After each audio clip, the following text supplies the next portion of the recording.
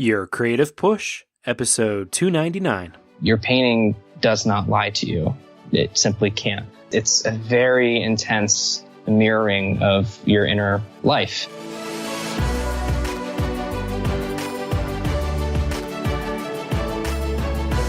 Welcome to Your Creative Push, the podcast that pushes you to pursue your creative passions. I'm your host, Youngmin Brown, and my guest today is Alexander Soukas. Alex is a contemporary realist painter from Denver, Colorado, and he comes on the show today to talk about the many different art teachers and art schools that he attended, including the Walnut Hill School for the Arts, the Philadelphia Academy of the Fine Arts, and then the one that really stuck with him, the one that really did it for him, Studio Incamminati. And with all that experience of moving around and having different art teachers and art schools, he gives his advice to anyone that finds themselves unsatisfied with their current situation, educationally speaking. Alex talks about how to approach working itself and understanding how to most effectively learn. He talks about the importance of play in your work and also how to find it if you struggle getting past some of your mental resistances when it comes to letting go and having fun. He also talks about attacking your weaknesses and realizing the importance of enjoying the act of painting or making art or being creative, as opposed to worrying about creating a work of art. Alex also talks about how he balances his time and finally giving yourself a full line of questioning before quitting your job to become a full-time artist. I really enjoyed my conversation with Alexander.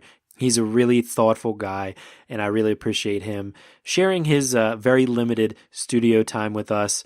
And I also have to mention that he also shared it with a cricket for like 2 or 3 minutes in the interview. So you might hear a cricket. Don't worry, it goes away. Don't let it deter you from listening to a really wonderful conversation with my friend, Alexander Soukas. Enjoy. Alex, welcome to Your Creative Push, man. Thanks for having me. No, thanks for being here. We've been back and forth for about a year now, and so it's great to finally have you on the other end here and to kind of dive into your creative life and your creative process. Yeah, definitely excited to get into it. Cool. Well, I always like to give my guests the floor to start out, to just give us sort of a brief creative bio, sort of how you got to the point you are today in your creative life. Gosh, all right. Let's see. I mean, I definitely started very young as far as interest in art and painting goes. I'd say my first exposure to painting was through 2 books that I got for Christmas as a kid. One was a collection of paintings in the Louvre and the d'Orsay. And so there I was kind of exposed first mainly to Hellenistic sculpture, and then also some of my heroes, Leonardo, Hippolyte Flandrin, a couple of academic painters. So that kind of spurred the creative catalyst to pursue art. It wasn't until about high school that I decided, this is something I really have a strong interest in. I was actually interested in music as well.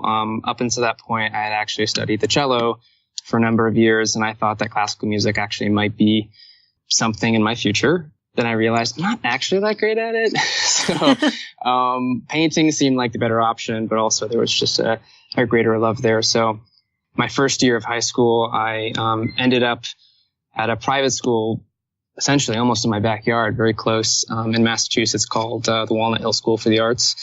And it was a private high school that emphasized, academics and all that, but they had 5 departments for core arts program. So there was theater, visual arts, writing, music, etc. So I went there for my first year of high school. I was really lucky to have met a very, very dear friend of mine, Jason Polins, who to this day still teaches out of his studio in Somerville, Boston, the Boston School of Painting. I met him there at Walnut Hill, and we just really hit it off. And he was my first exposure to kind of a formal classical education. The rest of the school experience wasn't so great, so ended up leaving the school, as did he. And after that, I decided, okay, I think this is going to be like vocational. This is a serious impetus. So I ended up looking at schools and wound up at the Pennsylvania Academy of the Fine Arts. So I was there for a year after I graduated high school. Really wasn't getting what I was looking for. I was expecting something a little more rigorous, a little more classical and academic. And I ended up about 6 blocks down the road at another school called Studio Incamminati, which is a classical atelier just north of Chinatown. And I ended up actually taking a night class there with one of the instructors while I was still at the Pennsylvania Academy. And I realized I was learning more in that night class in 6 weeks than I was in, 3 months there. So while I was in that night class, I met another very important person in my life, Nelson Shanks, who co-founded the school, Studio Incamminati. We really hit it off from the get-go, and she kind of coerced me into jumping ship, as she put it, and actually applied to the school. So long story short, I ended up at Incamminati that following year. Studied there for 4 years in their fine arts program. While I was there, I also was very fortunate to have Leona hire me on as an assistant for her husband, Nelson Shanks, who founded the school with her. So I was his studio apprentice and assistant, and I helped, stretch canvases and, go on cigarette runs and anything he basically needed. So that in itself was an enormously incredible education. So that's about up to currently. After I graduated from Incamminati, I wound up leaving Philadelphia and found myself in Boulder, Colorado. I just wanted to get away from the East Coast as much as possible, do a little soul searching, and spent about a year in Boulder, just teaching and trying to develop a body of work. Wasn't quite happy there either. Ended up in Denver, Colorado after that summer. And so I've been in Denver ever since. Going along with that story, what would you give as a lesson to anybody that is kind of maybe unsatisfied with whether they're in high school or college or especially art school, and they're not satisfied with, or they have this feeling that they're not getting all that they can out of it? What would your advice to them be? Well, I think in a general sense, you have to just follow your gut and knowing what's right for you. I mean, I think, and specifically towards art students, I think that's a common sentiment, and I hear it a lot. People well into their 40s and 50s who went to art school back in the day. I hear it from teens that I work with here in Denver who are thinking about pursuing an arts career, and I can't blame them. The current educational system in the U.S. for arts education is atrocious. But, you have to find what works for you. I think the people that I'm talking to who are dissatisfied in the same way I am, we're looking for some sort of grounding in sound, aesthetic and fundamentals and actual skill sets, which is just something you're not going to find in a postmodern university setting. So unfortunately, I mean, it's definitely taken an ascent in the last 20 years, I guess, or more. These ateliers and classical painting schools have been popping up all over the place, and it's a great credit to the value of this kind of realism, representational painting movement. But it's still a bit of a dicey throw, I think, to go to a place with, a lot of these places are unaccredited, they don't offer degrees, and there's no guarantee of anything as far as career goes. Not that you'd find that in a university setting anyway, but it definitely seems like a riskier move within the arts. So I think you got to trust your gut and make sure that when you find the place and there's some sort of resonance, whether it's with an instructor or just the aesthetic of the school itself, or just your feeling of being in the space, you got to go with that. But ultimately, I think the most important thing to remember through all of that is that all education is self-education. One of the things that I felt really connected me with my mentor Nelson was feeling very lost at sea and trying to figure out what it is that I'm trying to recreate for myself educationally, and where are the outlets that I can go and find these resources. And I know that he felt very much the same way, in much worse circumstances, trying to pursue realism back in the at the advent of abstract expressionism. So definitely had a lot worse off than me, but even still, it was hard to find resources myself. And I think Nelson was such a great template as far as how one should pursue education. He was just one of those people who had his North Star, whatever that was for him, in his head, in his heart. And he pursued studying with as many people as he thought was necessary.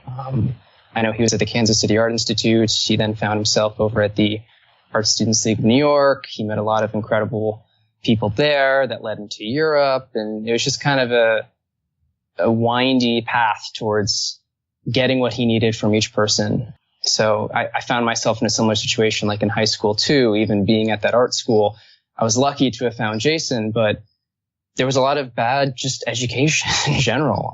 And I was looking to fill in the gaps, and I was trying to take night classes downtown at other schools. And, even when I was at the Pennsylvania Academy, like seeking out Incamminati and even within that school, finding instructors who I felt like, they're all incredible, but I just really connect with this person, or they have something unique to offer that is more suited to my temperament or whatever. So I think the thread that connects it all, though, is trusting that internal compass and seeking out what you need, no matter what the risk.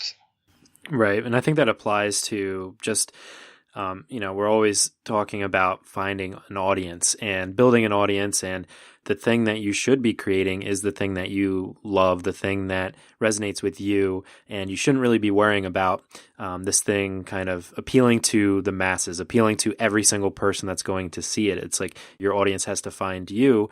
And I think it's the same way for, education and connecting and finding that special connection with similar like-minded people that have maybe the same work ethic or the same ideals.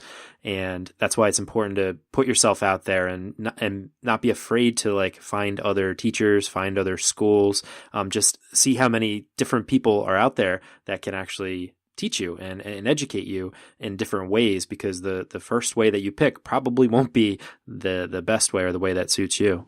Oh, definitely. And I think that's actually something too that I try to emphasize to people who are asking me for advice going into getting an art education, which is mainly that you will not find the perfect school. It does not exist for anyone. And part of the education is in learning what you don't want. Certainly, you don't want to spend years reinventing the wheel and getting, a bad quality education. But I think just in general in life, the lessons we learn, as important as it is to know what we do want, it's important to know what we don't want. And, I look at my experience before Incamminati as a real education in getting a clearer picture of what it is that I think an art education should be for me. The indignity that I felt I suffered through of that kind of postmodernist, deconstructionist camp was phenomenal, because it really solidified me in my own stance about what I believe. So don't discount that either. The greatest teacher is your enemy, as they say. Right. Well, going along with that, then, what are some of the lessons that you bring from your experience? One, I would say, like a loose methodology, one that I inherited from my education at Incamminati and with Nelson. I think more than that, though, as my understanding of painting changes and as I develop my own kind of approach and methodology, which diverges from what I was educated in, I think what I try to bring to the table that has remained the same, that is an absolute nugget of gold, is how to approach working itself and problem solving itself, which I think can remain consistent depending on how you go about doing the actual logistics of it. Yeah, I think trying to understand what learning is, how to do it, how to break it down in a simple and logical way, how to build a relationship with your practice that enables you to be productive, but also not lose steam. I think all those things were lessons that I learned primarily at Incamminati and with Nelson. And I definitely try to impart that to anyone and everyone who comes into the classroom more than anything. The kind of technical nuance of it certainly has its importance, but it pales in comparison, I think, to that core of how do you work? I mean, that's a really difficult thing. Yeah, you got to get those skills, that toolkit to kind of have the base the base tools to be able to create. And then the hard part then is figuring out what you want to say, which is something that I don't know can be taught, you know? No, certainly not. And that is the existential crisis that hits you when you leave school. And I have been feeling that very hardcore since I graduated. But it gets better. You know, you get clarity as you go. But yeah, certainly that's not something that you get taught. But you can at least be given the tools to navigate that self-reflexive dialogue. I think the most important aspect of that I learned from Nelson was this attitude of play. I think that's huge, and I try to impart that to my students. I think when you're in a more formal academic environment, it's exacerbated, but people get really caught up in the actual doing of the thing and not in how to approach it. Like, they forget the reason that they went to the school in the first place. And Nelson really taught me to let it be play. That was one of his big things. I think he looked at a lot of my paintings when I first met him, and they were just incredibly brittle and ridiculously self-conscious. And I think the big thing I got from him was you have to change your attitude towards learning, as it's got to be playful and it's got to be fun. And in fact, you're going to learn better and faster if you develop some sort of playful attitude towards it. It doesn't mean you don't take it seriously, but it means that you can just dance with it and let it kind of grow through you. And I know that that's something that people have a lot of difficulty with, is letting it be play, or I guess where does that start? Like, what are the first steps for people that are very rigid, that don't want to really let themselves out, so to speak? What are some of the kind of simple, if there are any simple ways to kind of develop that play? You know, I'm not sure what that would be in an abstract sense. I know for painting, I can only speak specifically towards me as a representational painter and a teacher of representational painting. I think one of the number one ways of doing that is color study. And I was first introduced to color study when I attended Incamminati, and it's a very specific exercise in kind of compartmentalizing painting stages into different places. So it's just a focus on color. You know, you're not getting caught up in drawing or creating a work of art. They're very crude, very fast. You know, they're supposed to be done like in an hour and a half. Very almost garish attempts at blocking in a painting and relating the different masses of color to one another. And there's a lot more to it than that, but I think the biggest thing that I've seen for myself, for the people that I went to school with, for the people that I teach this, is this kind of pulling out the rug from underneath someone. And that can be a really great way of getting people into the kind of juicy, creative essence of art making. And it's funny because I saw it when I was in school and I see it now when I teach, but you can tell based on temperament, even before someone picks up a brush, who's going to really succeed in that kind of an exercise and who isn't. You know, the kind of type A, uptight, neurotic, controlling personality type are going to absolutely hate color study because it's, you know, you're pulling the rug out from underneath them. You know, any preconceived notions of what color is supposed to be or how it's supposed to function is just flipped on its head. There's no subtle nuance or control of drawing. It's really just crude, big color relationships. And for people who are open-minded, who are curious, who are like, hey, I'm investigating this. I have no investment other than seeing what comes of it. Those are the people who really fly with it and take off.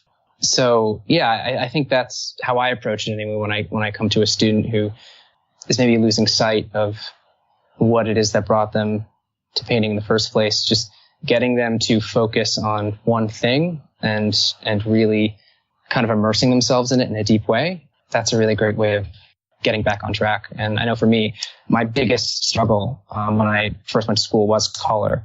And I had a little bit of formal education before I showed up. And I remember having a critique with an instructor my first year who said, yeah, it's really cute and everything that you can draw and you're decent, you're a decent draftsman. We all know that, you've been educated before this, but no amount of drawing will ever save how bad you are with color. No. So after that kind of rude awakening, I was like, all right, well, cool. That's an asset. I need that information to move forward. So I decided to attack that weakness, and I was doing color studies literally every single day after school for at least 2 or 3 hours for an entire year. And I would say now it's definitely one of my strengths. So yeah. Yeah, I love that. Not only for, finding your weakness and trying to make it a strength and working on it over and over again. It's crucial to get that information or be kind of awakened to that.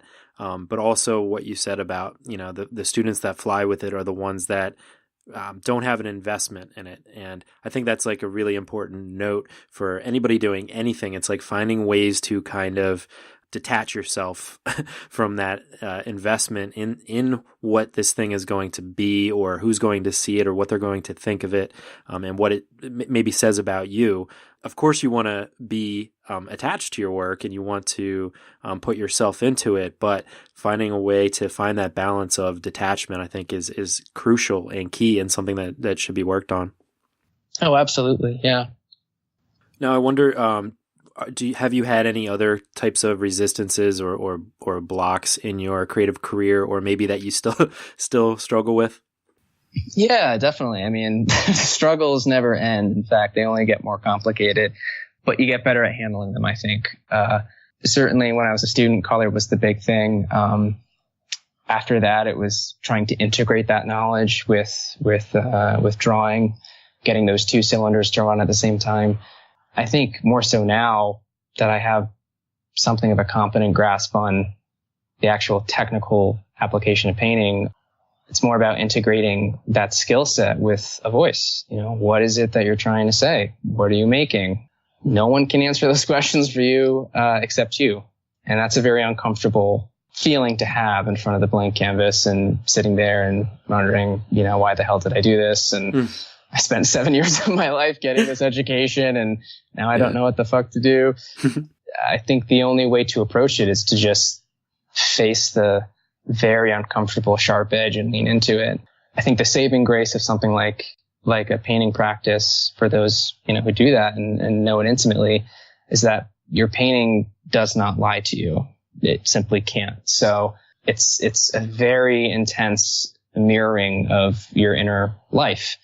And the more I feel frustrated about problems that I bump up against in painting, whether it's technical or more of a spiritual or existential crisis, is letting that play out in the actual process of the painting. The act itself is the way in which you figure out the answers to those questions, or maybe not even the answer, but some sort of resolution to what's going on. Painting is just incredibly direct and intimate. So I find that I don't really worry so much anymore about, or not as much anyway, about feeling the need to make something, but just simply to be in the act of creating itself. And then usually the answers work themselves out. It's by no means comfortable or smooth or pretty, and oftentimes it really sucks and it's incredibly awkward and sort of miserable, but it's most important, I think, to just keep working and not try to have the pressure of creating something or making something great. And that's something I definitely also got from, first from my first teacher, Jason, but also from Nelson.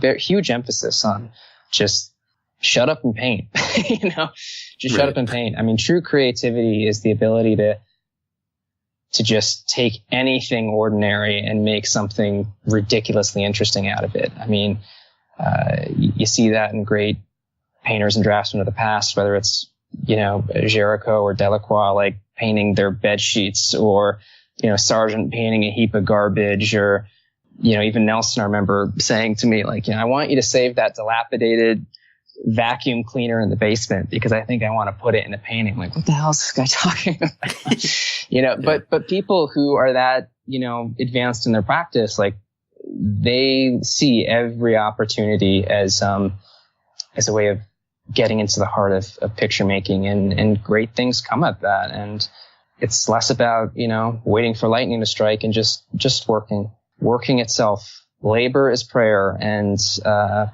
that's the compass for me anyway. When I feel the anxiety come into the studio, is like, just pick up a paintbrush or pick up a pencil and draw.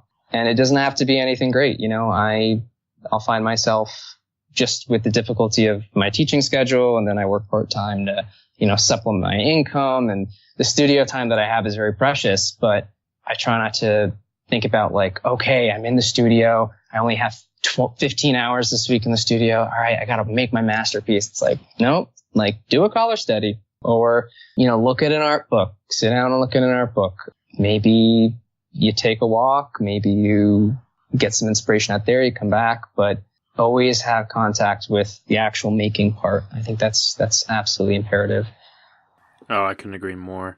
And I like what you said about not worrying about creating a masterpiece, or, having to get this piece of work done, or having it say something, or finding your voice. It's just being in the act of creating. And I'm always trying to promote that, like just living a creative life. And just like you're always looking for something, the next thing to paint.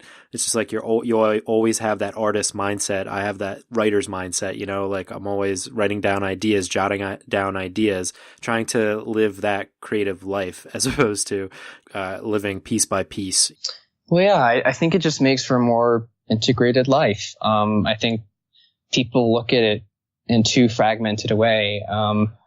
There's a great book. I'm forgetting the author. It's called like Ecstasy and then the Laundry or something like that. And it's about, having a spiritual life, and, also going through the mundane, minutia of like doing the laundry, doing the dishes. You got to feed yourself.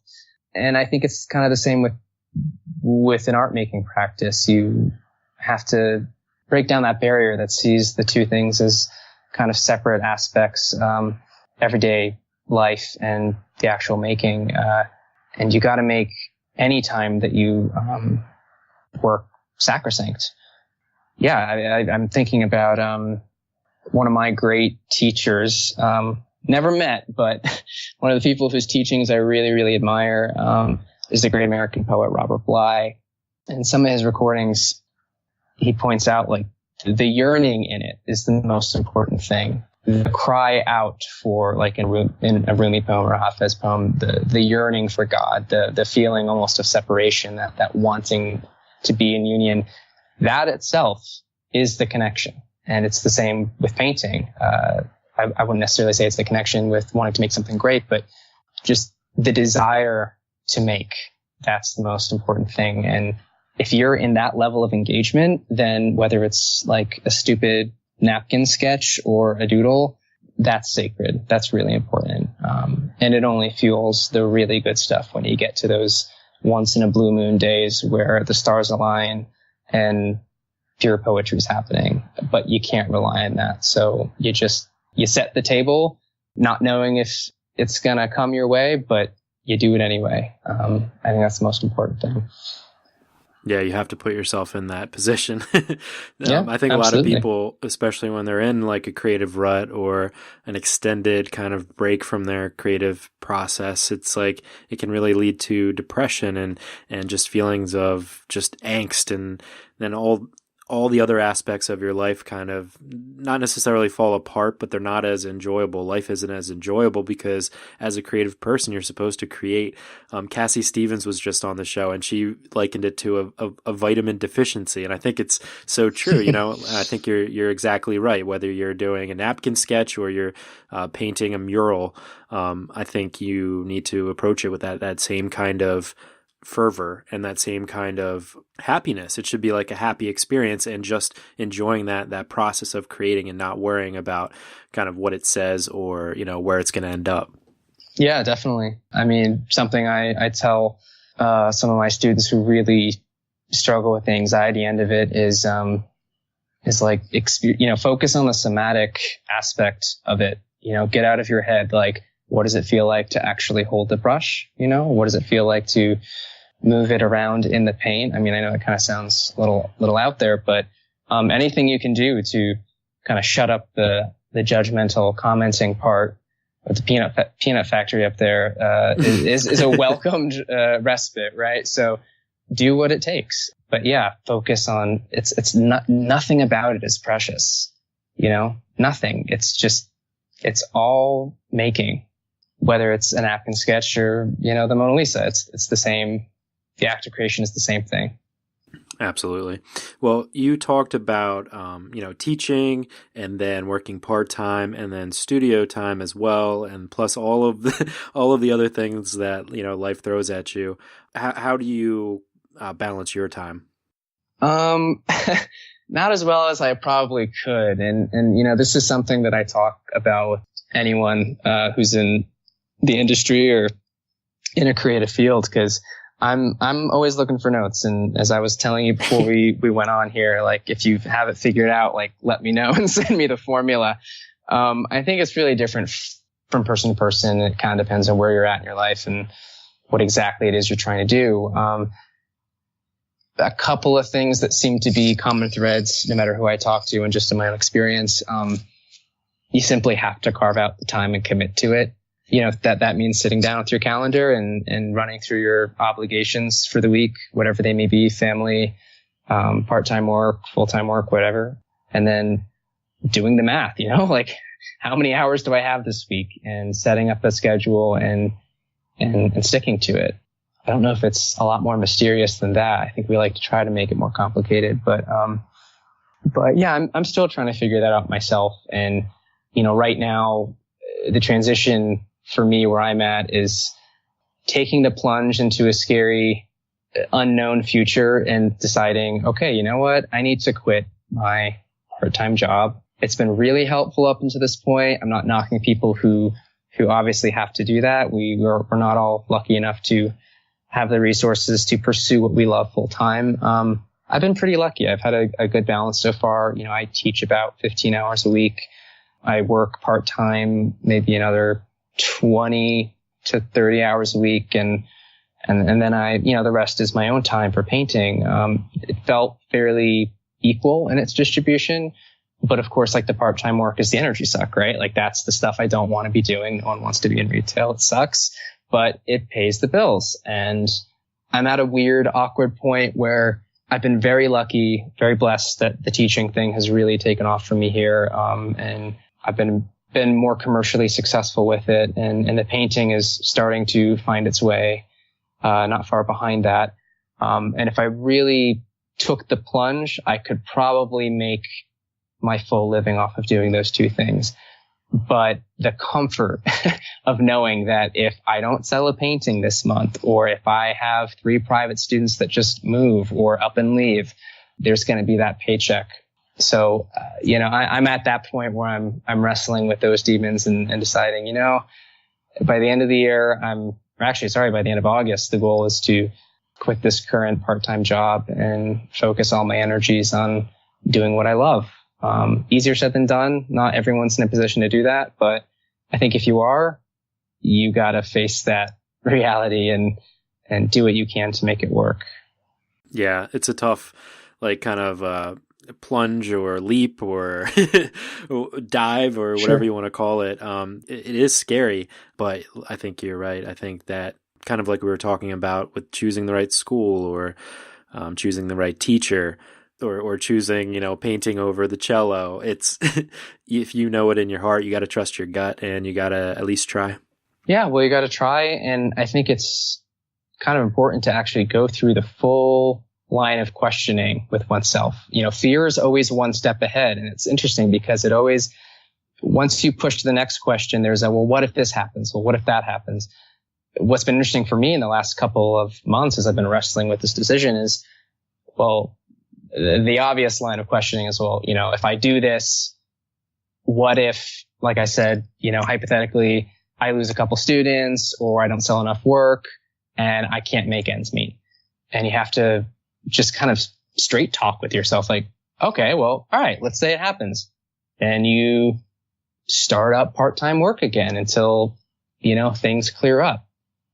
And, so, you're never stuck. You can always chart a new course. No one's putting a gun to your head that, if this is it, then you're going to become absolutely destitute. And you have to trust that, well, one, it's going to work out, but if things aren't working out, you figure it out.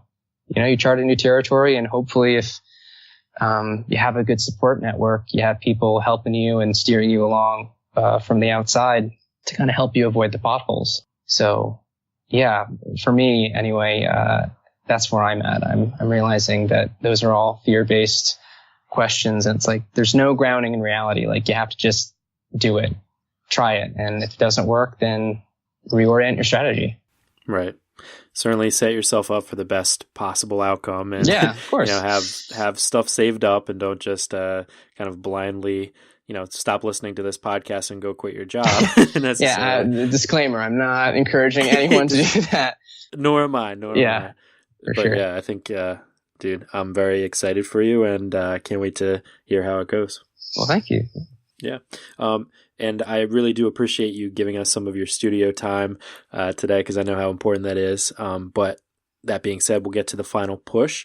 And that's where I ask you to reach through the microphone and grab the shoulder of one of the listeners that you've already really inspired today, and just give them your best final words of advice and really push them to pursue their own creative passions.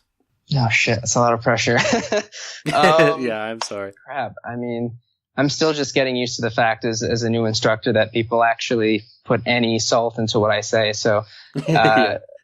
I guess I would say connect with whatever that impulse was that inspired you in the first place to pursue this very not easy path, and stoke the fire in your belly until it's insatiably strong. I'm forgetting that existential philosopher, whoever that quote about, like, the most powerful weapon on earth is the human soul on fire. That's what we need to aim for. And don't let the hard stuff get you down. Just focus on that initial impetus that got you into this creative space in the first place, and tend that fire lovingly. And on some days, just you shove the coal in there and you make it burn. But connect with that and protect it. It's precious, and the entire world will be doing its very best to put it out. So keep your wits about you and stay connected with that. Alex, thank you very much for not only that final push, but for speaking with us today, for inspiring us, telling us about your journey, and giving us that creative push, man. Yeah, I really appreciate it. It's been fun. And if you want to find Alex, you can head to his Instagram. It's Alex Soukas on Instagram, Soukas. And we'll have everything and everywhere you can find him at our show notes page today at yourcreativepush.com/299. Alex, thanks again. Appreciate it. Thanks. My thanks once again to Alex for coming on the show. We talk a lot on the show about the idea of just getting your ass in the chair, just sitting down and putting yourself to work, whether you feel inspired or not, whether you want to get to the work or not. You have to put yourself in the position to be inspired by the muse and just kind of see what happens. But I really love the way that Alex put it, of setting the table, not knowing what guest is going to show up, but just setting it up either way. To me, that's a much more effective way of putting it, and a much better visualization, because then you can enjoy the act of being at the table and eating a meal. And one of the things I've been trying to do, not just for maintaining my weight or not overeating, is to take my time eating, to enjoy my food instead of scarfing it down like a job, and really enjoying the process of thinking about the flavors in my mouth, and not to mention how grateful I am to have food on the table.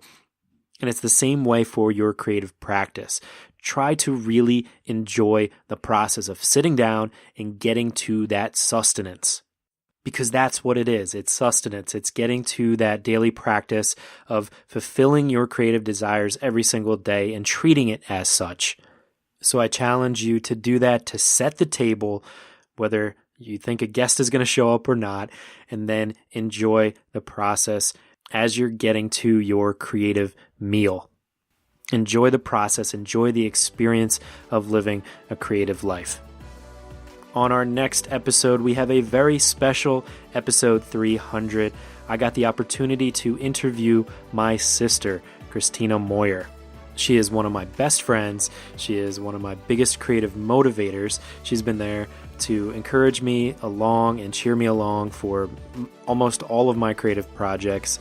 She's been the initial audience for most of them, and she is also a fan of the podcast, and the podcast actually helped to spur her along. So we talk about that at length. It was really fun to do that. And we also talk about a project that she and I came together on that has been probably a decade in the making or longer. A secret project that I haven't been telling you about, but a children's book that we made together. I wrote it, she illustrated it. So we talk about that at length and some of both of our creative setbacks during that project. Like I said, it was one of my favorite conversations. It was the first interview I did live, so that was kind of weird, but it was so fun, and I am so happy to have that be a part of your creative push now, and so happy to have it for you next week for episode 300, so I can't wait for that one. But that's all I've got for you today, so hopefully you were inspired to go and get to your creative passions, to go and get your work done. So go and get it done, and we will be here for you next week if you need that push again. I love you all so much. Go get some amazing work done, and we will see you next time. Bye. Never miss a push. Head to yourcreativepush.com/subscribe to find the easiest way for you to subscribe to the podcast.